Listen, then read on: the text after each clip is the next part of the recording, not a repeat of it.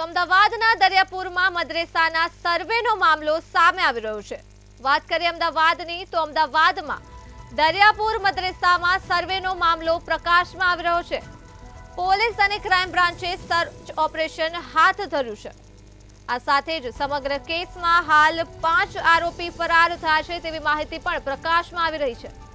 તો દરિયાપુર વિસ્તારમાં કરવામાં આવ્યું છે સર્ચ ઓપરેશન, ત્યારે સર્વે દરમિયાન શિક્ષક પર કરવામાં આવ્યો હતો હુમલો। તો ટોળાએ સર્વે દરમિયાન શિક્ષકને માર માર્યો હતો તેવી માહિતી પણ હાલ પ્રાપ્ત થઈ રહી છે।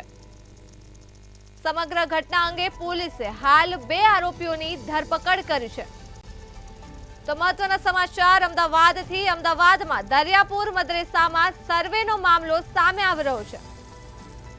પોલીસ અને ક્રાઇમ બ્રાન્ચે મદ્રેસામાં સર્ચ ઓપરેશન હાથ ધર્યું હતું, ત્યારે સમગ્ર કેસમાં હાલ 5 આરોપી ફરાર થયા છે।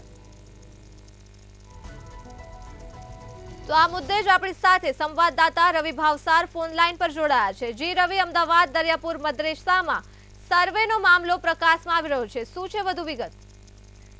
બિલકુલ જો વાત કરવામાં આવે તો કેન્દ્ર સરકાર દ્વારા જે પરિપત્ર બહાર પાડવામાં આવ્યો હતો કે દેશમાં તમામ જે મદ્રેસાઓ જે ચાલી રહ્યા છે તેનો સર્વે કરવાનો જે ઓર્ડર છે તે ઓર્ડર આપવામાં આવ્યો હતો, જેના પગલે ગુજરાતમાં પણ જે મદ્રેસાઓ છે તેનો તપાસ કરવામાં આવી હતી।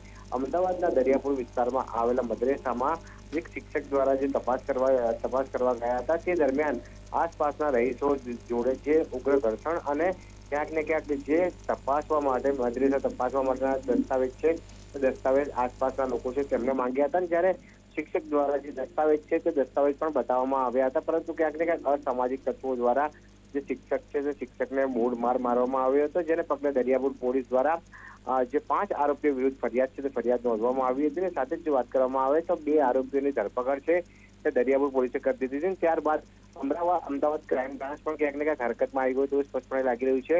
અમદાવાદ ક્રાઇમ બ્રાન્ચ અને દરિયાપુર પોલીસ દ્વારા જે મદ્રેસા છે તે મદ્રેસાની અંદર જઈને તપાસ કરવામાં આવી હતી, અને સાથે જ દરિયાપુર વિસ્તારમાં રાઉન્ડ ધ ક્લોક પેટ્રોલિંગ છે તે પેટ્રોલિંગ પણ કરવામાં આવ્યું હતું, સાથે ડ્રોન દ્વારા પણ જે ચેકિંગ છે તે ચેકિંગ કરવામાં આવ્યું હતું। એટલે કે હાલમાં તો દરિયાપુર વિસ્તારમાં ખૂબ જ શાંતિ છે, પરંતુ ક્યાંય પણ કોઈ પણ પ્રકારના અસામાજિક તત્વો છે તે દરિયાપુરની શાંતિ દોડે નહીં, તેને લીધે પોલીસ એક્શન મોડમાં આવી ગઈ છે।